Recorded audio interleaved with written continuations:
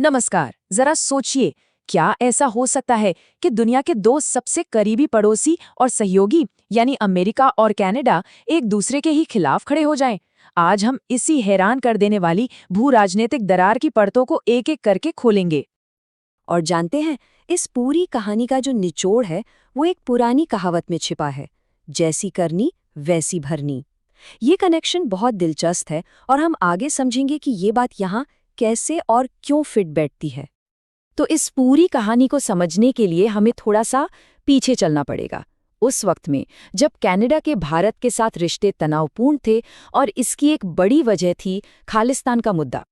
हुआ ये था कि जस्टिन ट्रूडो की सरकार के दौरान कनाडा ने फ्रीडम ऑफ स्पीच या अभिव्यक्ति की स्वतंत्रता की आड़ में अपनी जमीन पर खालिस्तान समर्थक प्रदर्शनों को होने दिया। ये वही प्रदर्शन थे जो भारत में एक अलग राज्य बनाने की मांग कर रहे थे। और बस यहीं से शुरू हुई दोनों देशों के बीच असली तकरार की कहानी। भारत के लिए यह उसकी राष्ट्रीय संप्रभुता पर एक सीधा हमला था, लेकिन कनाडा इसे अभिव्यक्ति की स्वतंत्रता का मामला बताकर टालता रहा।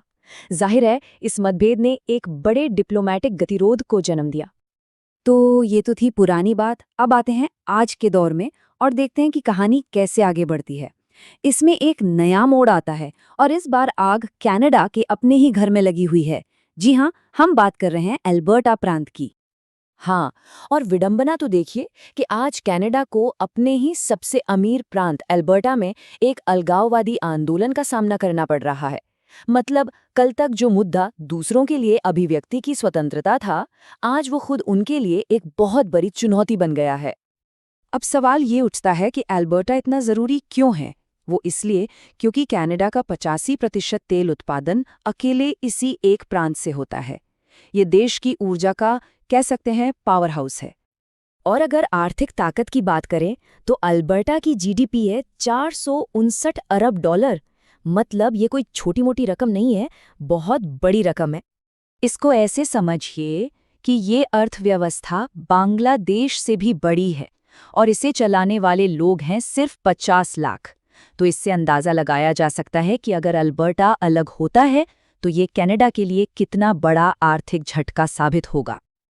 लेकिन रुकिए, कहानी में अभी एक और ताकतवर खिलाड़ी की एंट्री बाकी है, जो इस घरेलू मसले को और भी ज्यादा पेचीदा बना देता है, और वो है संयुक्त राज्य अमेरिका। अब देखिए, फाइनेंशियल टाइम्स की कुछ रिपोर्ट्स हैं जिनके मुताबिक पिछले साल अप्रैल से ही अमेरिकी अधिकारी अल्बर्टा के अलगाववादी नेताओं के साथ गुप्त बैठकें कर रहे हैं। कहा जा रहा है कि अब तक ऐसी 3 बैठकें हो चुकी हैं। और बात यही नहीं रुकी। जनवरी 2026 तक आते आते इन अलगाववादियों ने अमेरिका से $500 अरब की एक भारी भरकम क्रेडिट लाइन तक मांग ली। और वहाँ के जो प्रीमियर हैं, डैनियल स्मिथ, जो ट्रंप की करीबी भी मानी जाती हैं, उनका बयान देखिए कितना नपातुला है। वो कहती हैं, मैं ये नहीं कह रही कि मैं अलग होना चाहती हूँ, लेकिन एक जनमत संग्रह में हर्जी क्या है, लोगों को फैसला करने देना चाहिए। ये एक बहुत ही स्मार्ट पॉलिटिकल मूव है। और ये जो झुकाव है ना, ये सिर्फ बातों बातों में नहीं है, ये आंकड़ों में भी साफ दिखता है। एक पोल बताता है कि अल्बर्टा के 74% लोग अपने ही प्रधानमंत्री मार्क कार्नी से ज्यादा डोनाल्ड ट्रंप को पसंद करते हैं। इससे पता चलता है कि वहां के लोगों का झुकाव असल में किस तरफ है।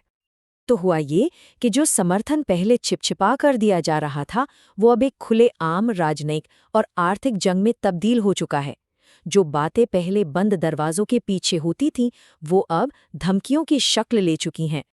और फिर तो एक दूसरे को जवाब देने का सिलसिला ही शुरू हो गया। जैसे कनाडा ने F-35 जेट डील पर फिर से सोचना शुरू किया, तो अमेरिका ने धमकी दे दी कि वो कनाडाई विमानों को बैन कर देगा। कनाडा ने अमेरिकी जेट्स के सर्टिफिकेशन में देरी की, तो अमेरिका ने नोराड जैसे एक बेहद अहम रक्षा समझौते से ही हटने की चेतावनी दे डाली। अब ये जो नोराड है, ये कोई मामूली चीज नहीं है। ये दशकों पुराना एक जॉइंट मिलिट्री कमांड है, जिसके ऊपर पूरे नॉर्थ अमेरिका की हवाई सुरक्षा की जिम्मेदारी है। तो अमेरिका का इस समझौते से हटने की धमकी देना ये दिखाता है कि ये लड़ाई अब सिर्फ व्यापार तक ही सीमित नहीं है, बल्कि महाद्वीपीय सुरक्षा के स्तर तक पहुंच गई है। और अब कहानी ठीक घूमकर वहीं आ जाती है जहां से ये सब शुरू हुआ था। एक बड़ा ही दिलचस्प, एक विडंबनापूर्ण मोड़ है ये। हाल ही में कनाडा के प्रधानमंत्री मार्क कार्नी का एक बयान आया। उन्होंने कहा, हमें विश्वास है कि संयुक्त राज्य अमेरिका कनाडाई संप्रभुता का सम्मान करेगा। और बस यहीं पर आकर इस कहानी की सबसे बड़ी विडंबना सामने खड़ी हो जाती है। कल तक जो कनाडा दूसरे देशों के अलगाववादी आंदोलनों को अभिव्यक्ति की स्वतंत्रता का नाम दे रहा था, आज वही कनाडा अपने पड़ोसी से अपनी संप्रभुता का सम्मान करने की गुहार लगा रहा है।